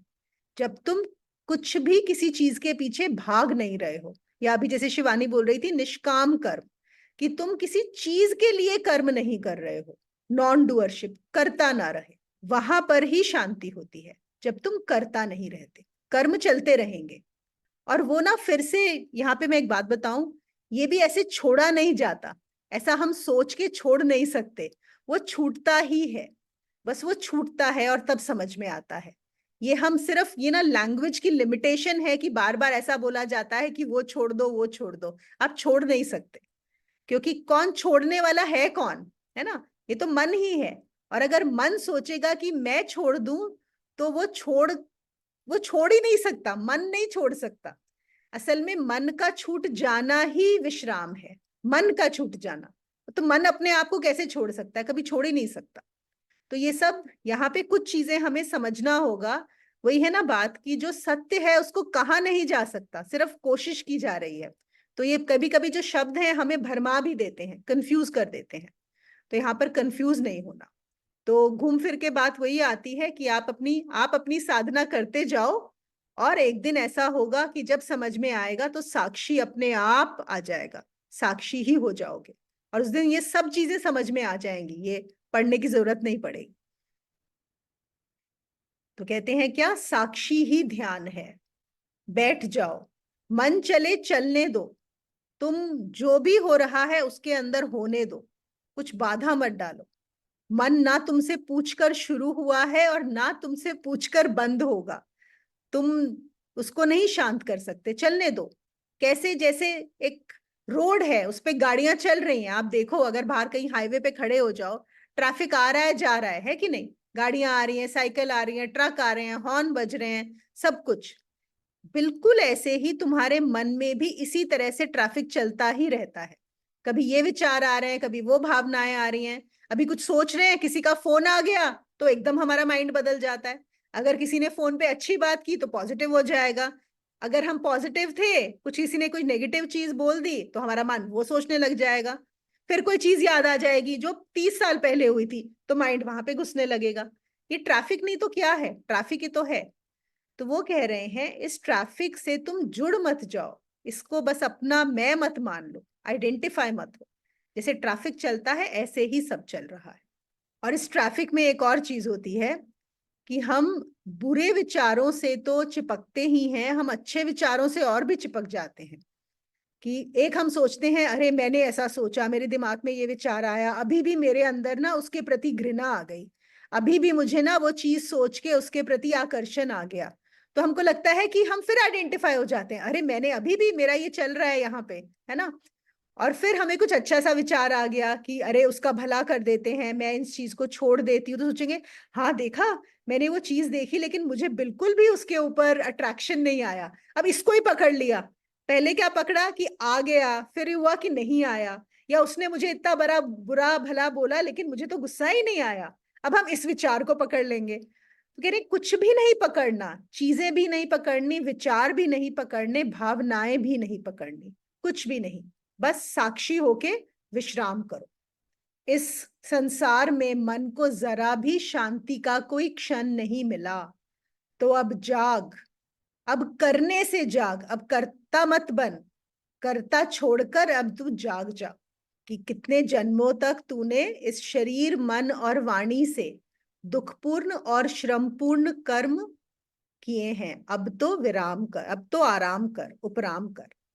देखो हमारे जो कर्म होते हैं वो 3 तरह से होते हैं, एक शरीर से, एक मन से और एक वाणी से।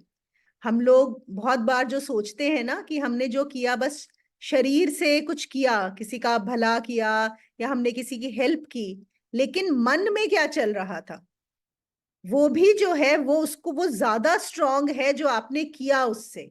आपकी जो इंटेंशन थी करने की, कि दिखाया कि मैंने उसके लिए देखो इतना किया, लेकिन अंदर डर था कि अगर मैंने इसके लिए नहीं किया तो लोग क्या कहेंगे, है ना। तो क्या हो गया, ये जो कर्म है, आपने लगा कि आपने बहुत श्रम किया, लेकिन ये आपको दुख ही देगा। क्यों? क्योंकि ये कहां से निकला है, डर से निकला है ये कर्म। तो बाहर से क्या दिखा रहे हैं और अंदर से क्या कर रहे हैं, तो वहां से भी फिर हमारा जो कर्म है वो दुख ही देने वाला है। तो यहाँ पर अष्टावक्र बोल रहे हैं कि बस बहुत हो गया तुम्हारा, अब तुम साक्षी बनो और विश्राम में रहो, आनंद में रहो। और ये बहुत बढ़िया रहता है कि जब आप साक्षी भाव में आ जाते हो तो सच में देख पाते हो कि क्या सोच रहे हो, और सोचने से पहले भी एक तो होता है, देखो हमें बात कब समझ में आती है, जब थॉट बन जाती है ना, तब हमें समझ में आता है कि ये थॉट चल रही है, ये थॉट आई है। और तब आप एक और चीज रियलाइज करते हो, हम क्या सोचते हैं कि ये मैंने सोचा। असल में हम सोचते नहीं हैं, एक थॉट आती है और हम उसके ऊपर नाम लगा देते हैं कि ये मैंने सोचा। आप सोचते नहीं हो, समझ रहे हो इस बात को? एक थॉट आई और मैंने ये लगा दिया कि ये मैंने सोचा।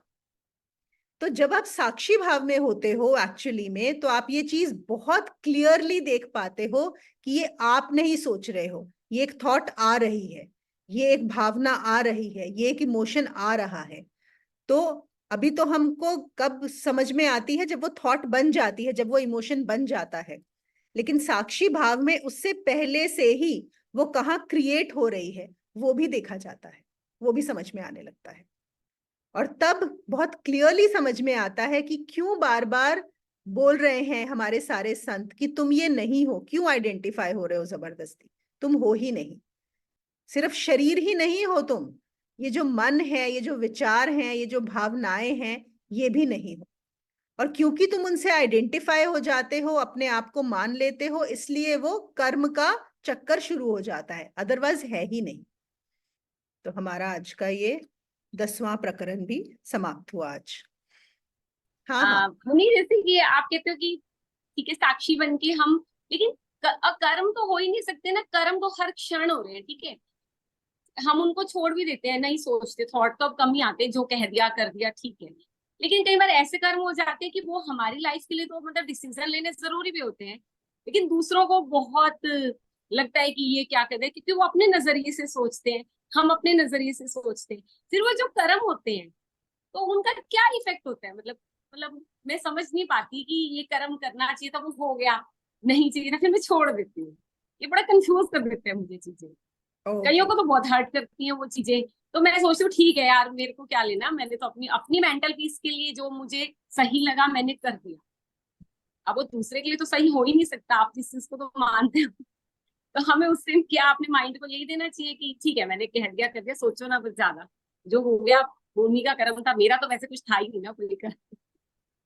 देखो वही बात आ जाती है ना कि जब हम साक्षी में रहते हैं और कर्ता हाँ, नहीं बनते, हाँ कर्म करता तो हूँ। चलेंगे ही, जब तक ये हाँ शरीर है, मन है, कर्म से हम भाग ही नहीं सकते। हाँ नहीं हम सकते, एक हाँ समाज में रहते हैं तो सब कुछ होने वाला है ना। और ये भी आपने बिल्कुल ठीक बोला कि उस समय जो सही लगा, जो आया उस समय में, स्पॉन्टेनियस होता है। इसमें हर हाँ हाँ चीज हाँ, में आप प्लानिंग करके नहीं कर सकते। ये नहीं एक होता। बात होती है, जब आप साक्षी में होते हो तो स्पॉन्टेनियसली आपको जो लगता है, और अब सही गलत की बात ही नहीं है, ना आपके लिए ना दूसरों के लिए, है ना। तो अगर आपने कुछ ऐसा बोला या कहा या करा जिससे कि दूसरा हर्ट हो गया या दूसरे को परेशानी हुई, तो वो दूसरे की प्रॉब्लम है, आपकी प्रॉब्लम नहीं है। अगर आप ओके। करता नहीं हो तो आप वहां पे फ्री हो। सी वैसे भी कितनी बार ऐसा होता है, जब हम इस चीज को तो छोड़ दो, साक्षी को, नॉर्मल केस में भी हम कई बार सोचते हैं कि हम ये अच्छा कर रहे हैं दूसरे के लिए, हाँ लेकिन जी। सब कुछ सोच के, लेकिन हो सकता है दूसरा फिर भी हर्ट हो जाए। होता है कि नहीं होता? हम सब कुछ अच्छा करते हुए भी तो उसके ऊपर तो हमारा कोई कंट्रोल ही नहीं है कि दूसरा क्या सोचेगा, किस कैसे उस चीज को लेगा। तो हम पहले क्या ध्यान रखते हैं कि अपनी इंटेंशन क्या, ध्यान ज्यादातर लोग क्या फोकस करते हैं कि कर्म दिखना अच्छा चाहिए, इंटेंशन चाहे उनकी खराब हो, मन चाहे उनका खराब हो, कहीं से भी कर रहे हो, बस दिखना अच्छा चाहिए, सामने वाले को लगना चाहिए कि मैंने उसके लिए किया। ये होती है पहली स्टेज, ठीक है ना। ओके। फिर हम दूसरी स्टेज पे क्या आते हैं, हम बोलते हैं कि इंटेंशन सही रखो, है ना। अगर तुम, if you operate out of fear, अगर डर के मारे कर रहे हो, सामाजिक दबाव में कर रहे हो, दिखाने के लिए कर रहे हो, लेकिन तुम नहीं करना चाहते, तो मत करो। ये दूसरी स्टेज आती है, उसको चीज को करना छोड़ दो, है ना। ओके। क्योंकि हमें किसी को नहीं दिखाना है, किसी को प्रूव नहीं करना है कि देखो मैं तुम्हारे लिए क्या करता हूं। जो अंदर हो वही बाहर रहो, इंटेंशन नहीं है तो मत करो। और तीसरी स्टेज क्या आती है कि जब मैं करता भी नहीं रह जाता, कुछ रह ही नहीं जाता, अब सब कुछ स्पॉन्टेनियसली होगा। इस मोमेंट में मैं ये करूंगा, अगले मोमेंट में मैं कुछ और करूंगा, मुझे खुद को भी नहीं पता मैं क्या करूंगा, हाँ जी। है कि नहीं। बस ये पता है कि जो होगा वो ठीक है, मुझे स्वीकार है जो भी होगा, और उसके फल भी मुझे स्वीकार है जो भी होंगे, है ना। दूसरा अगर बुरा मान गया और मुझसे रिश्ता तोड़ लिया, दूसरा अगर बुरा मान गया, उसने कुछ और किया, मुझे वो भी स्वीकार है। तो जब हम स्वीकार भाव में आ जाते हैं, उसके बाद दूसरा जो भी सोचे वो भी स्वीकार है, कोई बात नहीं, सोचने दो हाँ। उनको, अगर वो हमारे बारे में गलत सोच रहे हैं, नो प्रॉब्लम। मतलब श्री राम भगवान ने भी, जब योगी शिष्य में आप बोलते हो, उन्होंने जैसे कि कहा कि कुछ है, जब उन्होंने ये सब जान लिया, फिर भी देखो करा तो सब कुछ ही ना। उनको रावण, सीता जब रावण को लेके तो वो रोए भी, जानते सब कुछ थे, उन्होंने रावण के बारे में वो सब कुछ किया, वन टू ऑल। तो Yes. करता ना बन के किया, लेकिन कर्म तो सब हर क्षण हर समय होता ही होता है ना, बस उससे अपने आप को इफेक्टलेस बनाना है ना, मतलब मेरा है ही नहीं वो कर्म। बिल्कुल ये बिल्कुल। प्रैक्टिस है, ये तो क्या कहते हैं, राजा जनक जी को अष्टवक्र जी तो सीधा ही ऊपर हाइट पे ही पहुंच गए, ये तो बहुत लंबे टाइम की बात होती है। ज्ञान होने के बाद भी तो पता नहीं, वो तो भाव, इनका अहम भाव तो छूटते छूटते ही मुझे लगता है बहुत साल। बिल्कुल, और तब वो है भी ना, उसमें अष्टावक्र जी भी उनको बताते हैं जनक को कि तुमको 12 साल लगेंगे इस चीज को पूरा, इसमें देखो ये किसने जाना है, स्वयं को स्वयं से ही जाना जाता है, हम ये बोलते हैं ना। हाँ तो जी। जब मन और बुद्धि नहीं रहते, जब मन नहीं और रहते। शरीर वहां पर नहीं है जो जाना जाता है, हम्म। फिर वो जो चीज है जो होती है, वो धीरे धीरे इस बॉडी और माइंड में एब्जॉर्ब होती है, क्योंकि ये मन तो एक स्ट्रक्चर है, जो जाना गया है वो बोध है ना। तो उस स्ट्रक्चर को उस बोध के साथ पूरा का पूरा एक होने में, समझो मैरिनेट होने में हम बोल सकते हैं, है ना, तो समय हाँ, लगेगा। टाइम। तो और वही 12 साल की अवधि एक बताई गई है कि हर चीज को बदलने में 12 साल लगते हैं। मन पता है क्या चीज है, जैसे आप मान लो बिल्कुल शांत हो, मन आएगा जैसे उंगली लगाएगा कि अरे ऐसे शांत कैसे हो सकता है जैसे छेड़ना नहीं होता किसी चीज को, फिर वो भाग जाता है। फिर मान लो आप भी शांत हो, मतलब मन मुझे ऐसे टीजिंग सी नेचर का, कि टीज करना बारी बारी, उस चीज को टीज करते करते करते करते रहना कि जब ऐसे होता तभी है तो मन को बंदर बोला गया है ना, चंचल, उसका हाँ। स्वभाव ही वैसे से, हाँ। बंदर नहीं बैठ सकता चुपचाप, हाँ। बैठ सकते किसी बंदर को हाँ। चुपचाप बैठे हुए देखा है? तो मन हाँ। ऐसा ही है, उसका स्वभाव ही है चंचलता। स्वभाव ही है। हाँ। तो कैसे शांत बैठने देगा, नहीं, है ना। नहीं, ध्यान ही नहीं देना उसके ऊपर ना, मतलब यही सोच लो कि ऐसे है, इसका काम ही जब यही है तो क्या इसका कर काम सकते हैं ही हम। है, बस इसका काम है। मन को अपने हाँ, ऊपर हावी नहीं होने देना, है ना। हावी मत। मन हाँ। जो है एक बहुत अच्छा नौकर है। Mind is a very good slave but a very bad master. जैसे हम बोलते हैं ना फायर के लिए भी, देखो आग जो अग्नि है बहुत अच्छी, हमारे कितने काम की आती है, हमारा खाना पकाती है, सब कुछ करते हैं, लेकिन अग्नि अगर वो आ जाए तो हम सबको जला भी देगी, है ना, खिला अगर दो। अग्नि अपने हमारे हाथ से निकल जाए। बिल्कुल ऐसा ही मन का है। सारे दुख क्यों है, क्योंकि हमने मन को मास्टर बनाया हुआ है। अब हम हर चीज मन के हिसाब से करते हैं, मेरा मन ये कह रहा है, मेरा मन वो कर रहा है, मेरे मन ने अभी ऐसा कर दिया। अब मन को मास्टर बनाओगे तो परेशानी होनी ही है। लेकिन काम करने को भी तो, कुछ कुछ करने को भी तो मन ही कहता है कि तू वहां चली जा, ये खा ले, या मतलब कुछ खा ले या पी ले या कुछ कर तो ले, वो देखो वहीं पे मतलब। बुद्धि आती है ना, वहीं पे तो हमें बुद्धि का इस्तेमाल करना होता है। हाँ, मन तो ठीक। 100 चीजें करेगा, उसमें से कौन सी चीजें हैं जो मुझे सही करनी है, नहीं, है और हाँ। कौन सी नहीं करनी, हाँ, हाँ, वो ठीक तो है। बुद्धि का काम है। हाँ, वो बुद्धि, ठीक है। मैं ये पूछना चाहती हूँ कि जैसे जिसको सब ज्ञान हो जाता है, या जैसे आप लोग, या आपको सब कुछ पता है, क्या कभी क्रोध नहीं आता, या कभी किसी की बात अगर एडवर्स लगती है तो क्या दुख नहीं होता है? ऐसा समभाव हमेशा रहते हैं? मैं ये पूछ रही हूँ ये क्योंकि बात मेरे मैं साथ बहुत बार बता चुकी हूँ, बहुत बार क्यों? कि हाँ, अच्छा। बिल्कुल और जब क्रोध आता है, सब कुछ होता है, सब कुछ होता है ठीक, लेकिन एक बात है, एक जैसे बात है कि अभी जैसे घर में ही है, अपना सब काम हो रहा है, तो जो बात अपने मन को नहीं समझ में आई तो फिर वो नहीं समझ में आई, फिर तो वो बुरी लगी। सबसे पहली बात तो यही हो गई है। अब उसी समय उसी इंसान के लिए कुछ बहुत अच्छा करना है, तो वो जो भाव काम करना है तो साक्षी भाव है, हमारा धर्म है, कर दिया।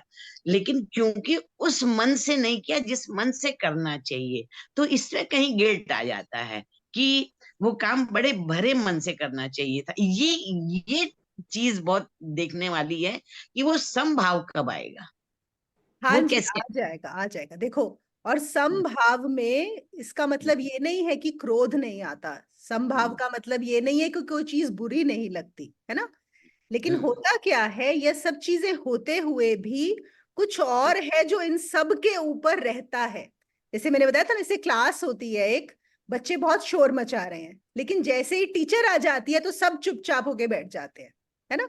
तो वो चल तो रहा है, लेकिन अभी वो बोलेंगे नहीं, कुछ बदमाशी नहीं करेंगे क्योंकि टीचर है वहां पे। तो ऐसे ही जब साक्षी भाव आ जाता है तो मन अपने काम करता रहता है। मन बोलेगा अरे उसने ऐसा नहीं करना चाहिए था, मन के अंदर क्रोध भी आएगा, मन में ये भी आएगा, लेकिन वो जो साक्षी बैठा होता है ना, उसके चक्कर में मन बस वहीं पे रह जाता है, वहीं पे बैठ जाता है, और उसको पता होता है क्या करना है क्या नहीं करना, तो वो कंट्रोल में रहता है वो चीज। ये बहुत सारी चीजों के जवाब तो अभी उसी से ही मिल गए जो इसने बताया, कि बात तो सही है, जो हमें समझ में आया वो हमने कहा। अब और मतलब इतना गजब है कि 100 लोग हैं तो 100 तरह से उस चीज को ले लेते हैं, और हमने बिल्कुल किसी दूसरे इंटेंशन से कहा है, लेकिन वो इंटेंशन पहुंचता ही नहीं है, पहुंचता ही नहीं है। बहुत कम ऐसा होता है करेक्ट इंटेंशन पहुंचे आदमी सामने वाले के पास। मतलब हर आदमी अपने हिसाब से उसको अप्रीहेंड कर लेता है कि ये इसलिए कहा गया होगा। तो ये एक थोड़ा टफ मामला है, बहुत ये टफ बिल्कुल है ये। टफ नहीं है। देखिए मैं बताती हूँ, ये बहुत आसान है। यहाँ पे सबसे आपको सिर्फ क्या करना है, अपनी एक्सपेक्टेशन हटा देनी है कि मैंने जिस इंटेंशन से ये चीज कही और करी, दूसरा उसी इंटेंशन से ही इस चीज को एक्सेप्ट करे। ये आपकी एक्सपेक्टेशन है, बस इसको लेकिन हटा दो तो कोई ऐसा, दिक्कत अगर नहीं है। ऐसा नहीं होता है तो वो चीज ही उलटी हो जाती है, वो सीधी गड़बड़ होने दो, सड़बड़ हो जाती है।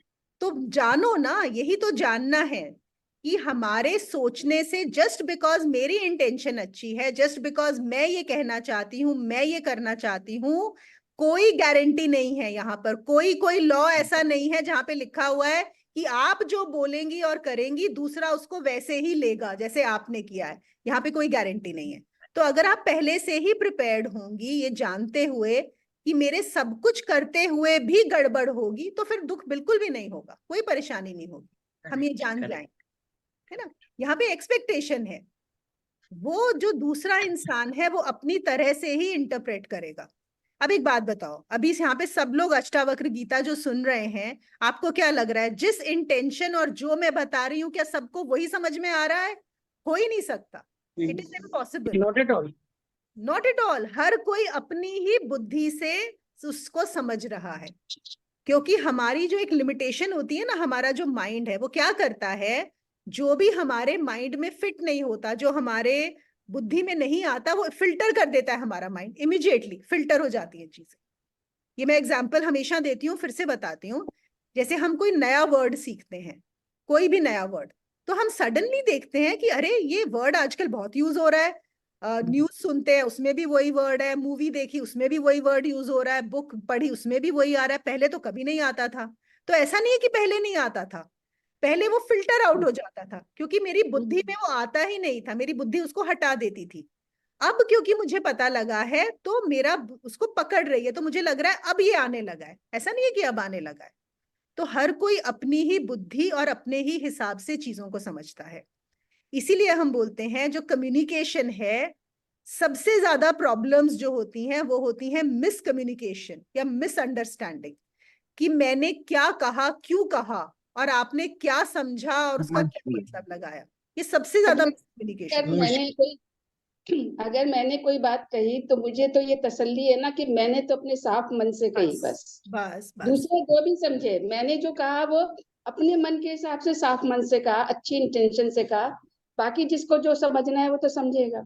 बिल्कुल आंटी, बिल्कुल एग्जैक्टली यही हमें रखना है कि नो उसके अपने अंदर भाव से अच्छे अपनी नहीं, इंटेंशन पे क्लैरिटी होनी चाहिए कि हाँ, मैंने ठीक intention बोला। पे clarity होनी अब हम क्या कर सकते हैं, दूसरा अगर गलत समझेगा, है ना। गलत समझ। अब जैसे अभी आपने बताया कि काम को छोड़ने के लिए काम छोड़ दिया, अर्थ छोड़ दिया, ये समझ में आ गया, लेकिन मोह छोड़ दिया ये भी समझ में आता है, लेकिन बहुत टफ है। लेकिन वो धर्म छोड़ दिया, एक समय धर्म भी छोड़ना पड़ेगा। अभी तो वो आप धर्म पे जाओ ही मत, अभी तो आप तो काम और अर्थ की बात कर रहे हैं, है ना। वही रहो। अभी इतना आगे वही मत कूदो, सबसे स्टेप बाय स्टेप, है ना। मुश्किल और देखो काम को काम छोड़ना और है। अर्थ को भी छोड़ना इतना आसान नहीं है, बहुत मुश्किल है, बहुत मुश्किल है। सबसे मुश्किल तो बहुत काम को ज्यादा। छोड़ना है, अर्थ भी बाद में आएगा, पहले तो काम को छोड़ना सबसे बिल्कुल मुश्किल। बिल्कुल, तो स्टेप बाय स्टेप चलेंगे, है ना। अर्थ तो फिर भी छूट जाएगा, तो लेकिन काम नहीं छूटेगा। काम छोड़ना भी तो एक काम है। मतलब इच्छा को छोड़ना भी तो एक इच्छा है। भाई इच्छा करेंगे तभी तो इच्छा छोड़ेंगे। हाँ ठीक कैसे? है, इसको जान लिया, समझ लिया कि ऐसा है, और अभी वही बताया ना उन्होंने कि अपने अनुभव लेते जाओ। एक समय ऐसा आएगा जब खुद ही देखो हमारे खुद अनुभवों छूटेगा। से हम आसपास देखेंगे। अब यही चीज जैसे आपने बोली, या आप एक किसी इंटेंशन से कुछ कर रही हैं लेकिन दूसरा उसको गलत ही समझ रहा है। जब आप ये समझ जाएंगी अगर इसको अच्छे से, तो फिर तो वो फिर बंद वो कर, खराब है ना। बिल्कुल तो बजाय correct। हर बार ये एक्सपेक्ट करना कि ऐसा क्यों नहीं हो रहा, ऐसा क्यों नहीं हो रहा, समझदार क्या है कि वो समझ जाए कि ये नहीं कि होगा। नहीं होगा, ये तो नहीं होगा, ऐसे correct। ही मैं किसी भी इच्छा के पीछे भागे जा रही हूँ, पूरी हुए जा रही है, फिर भी मेरी इच्छाएं पूरी नहीं हो रही, तो मुझे समझना होगा कि कि इच्छाएं पूरी करने से कुछ नहीं होने वाला, नहीं, है ना। वाला है। खुद ही जानना, Monica, can we say that it is better not to analyze only?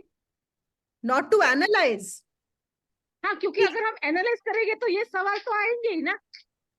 नहीं नहीं, देखो एनालाइज तो करना है, अगेन एनालिसिस की स्टेज है। हम एनालिसिस क्या बोलते हैं, हम यहाँ पे मनन बोलते हैं, कॉन्टेम्पलेट बोलते हैं, कि हम इन चीजों को एनालाइज करें ताकि हम समझ जाएं। एक बार हम समझ गए फिर एनालिसिस करने की कोई जरूरत नहीं है, फिर सब कुछ छोड़ दो, है ना। लेकिन पहले तो एनालिसिस तो करना ही पड़ेगा। सोनिया, मैं आती हूँ आपके सवाल पे। हाँ जी मीनाक्षी जी बोलिए। मैं ये कह रही थी, एक शब्द आया था भी, उपराम करो। तो उपराम का मतलब आराम। हाँ, आराम। विश्राम। उपराम एक और है, उप मतलब ऊपर में, मतलब जो ऊंचा है ना, उसमें विश्राम करो। और वो ऊंचा क्या है, वो मेरा साक्षी भाव ही, साक्षी। केवल हाँ उसमें, हाँ उसमें विश्राम करो। एक तो हम ये भी बोल सकते हैं कि मैं बेड पे लेटी हुई हूँ, मैं विश्राम कर रही हूँ, नहीं, वो कहाँ जा पे, चल उपराम, नहीं वो उपवास वाला उप है बोला, जो उपवास ऊपर। वाला। अभी आपने थॉट्स के बारे में बोला था, तो मुझे थॉट्स के बारे में थोड़ा सा जानना है कि ये थॉट्स इंडिविजुअली होते हैं या कलेक्टिवली होते हैं, और ये कैसे मतलब आपको इन्फ्लुएंस कर जाते हैं, और आप मतलब एक तरह से बहाव में चले जाते हो और आप एक्शंस कर देते हो। तो ये हम थॉट से पहले ही जान पा सकते हैं कि ये थॉट हमें आने वाला है, ये नहीं और जान हम सकते कि हाँ थॉट आने वाला है, वो भी कि थॉट एक होना क्रिएट शुरू हो गया है। वो किस में होता है, वो साक्षी भाव में ही आपको पता पड़ता है। थॉट से पहले ही समझ में आने लग जाता है कि ये थॉट बन रही है, और वहीं पर आप उसका दी एंड कर देते हो। जैसे हम बोलते हैं ना कि prevention is better than cure. तो आपको समझ में जब चीजें आने लगती है वहीं पे, इससे पहले कि वो बड़ी बने, आप वहीं पे आपकी बुद्धि उनको देख पाती है और समाप्त कर देती है, वहीं की वहीं। जैसे मैंने छोटा सा एग्जांपल है, जैसे मैं अभी जब ऑफिस से आती हूँ तो एक जगह से गुजरती हूँ, तो वहां पे ना वो कुलचे और छोले वाला मिलता है। तो तो मेरे पहले ही थॉट आता है कि छोला कुलचा खाना है, मतलब चल चल वहां पर। बट पता नहीं, वो एक जैसे गुरुजी का भी कुछ मैं सुना हुआ था, तो वो ध्यान में रहता है कि देखो उसे कितनी देर रहेगा तुम्हारे उसमें। पर मैं कभी कभी तो कंट्रोल कर लेती हूँ, वो उस गाड़ी वहां से चली जाती है और 5 मिनट के अंदर वो निकल जाता है। बट कभी कभी ऐसा होता है कि वो मतलब मैं गाड़ी मोड़ लेती हूँ और वहां पे जाती हूँ, खाती हूँ और फिर जाती हूँ, मतलब वो ऐसा कभी कभी तो बिल्कुल ही भूल जाती हूँ कि थॉट क्या है और ये सब क्या है। अच्छा ये बताओ, अगर तुमने छोले कुलचे जाके खा भी ले, उसमें कोई दिक्कत है, कोई प्रॉब्लम है? नहीं, दिक्कत नहीं है, बट वो एक बहुत गंदी आदत पड़ी हुई है कि कंट्रोल करने की, कि तूने क्यों करा अपने आप को, ना वो एक कोसने ये वाला चीज। प्रॉब्लम है कि तुमने क्यों खाया, क्या करा। हाँ, देखो मे भी तुम ऑफिस से निकलती हो, भूख लगी होती है, अभी घर जाओगी तो खुद जाके बनाना पड़ेगा, आसान है, रास्ते में वो दिख रहा है और अच्छे भी होते हैं। किसको, कौन है यहाँ पे जिसको छोले कुलचे नहीं पसंद, है ना। तो क्या प्रॉब्लम है, खा लो, है ना। देखो एक और मैं बताती हूँ, जैसे ना मैं रात को बहुत देर तक जगती हूँ, और जनरली हम लोग खाना हमारा हो जाता है 6:30-7 बजे तक। और मेरे या तो वीडियोस में देख रही होती हूँ सारे इसी टाइप के, या फिर होते हैं फूड की रेसिपीज। तो सडनली 12 बजे ना वो जो अपने आप आते हैं वीडियोस, और बड़ी अच्छी अच्छी रेसिपीज आएंगी, ऐसी वाली कि एकदम वो शक्ल देखते ही मन करेगा अभी खा लो।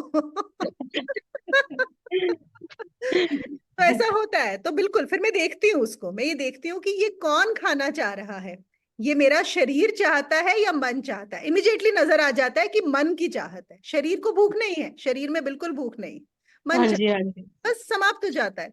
वो इतना सा करते ही कुछ मिनटों में, वही जो आपने बोला ना कि हमें बताया गया कि देखो कितनी देर तक वो इच्छा रहती है, एक बार समझ में आ जाता है। और कभी कभी, बहुत रेयरली कभी ऐसा होता है कि वो लगता है कि नहीं सच में भूख लगी है, खाना है, तो फिर मैं जाती हूँ कुछ बना के खा लेती हूँ, या जो भी अवेलेबल पड़ा हुआ होता है किचन में, है ना।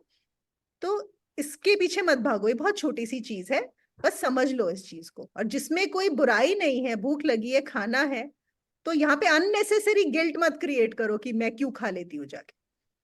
ओके, थैंक यू दीदी। माया इतनी जल्दी अपना प्रभाव नहीं छोड़ती। नहीं नहीं, माया तो बहुत स्ट्रांग है। देखो, माया से हमें प्रभाव छुड़वाना भी नहीं है, है ना। हाँ माया अपनी जगह रहेगी, माया तो शक्ति है। देखो, शिव हाँ, तो कुछ शक्ति है, नहीं करते। शक्ति को सही जगह देनी है। हाँ, उसको अपना दोस्त बना लेना है, दुश्मन दोस्त नहीं बना, बनाना। हाँ बस लड़ना नहीं है शक्ति से, नहीं। हाँ, बस, और कुछ नहीं। अभी हम क्या कर रहे हैं, लड़ रहे हैं उससे। एक्सेप्ट करना है। कैसे दोस्त बनती है, एक्सेप्टेंस।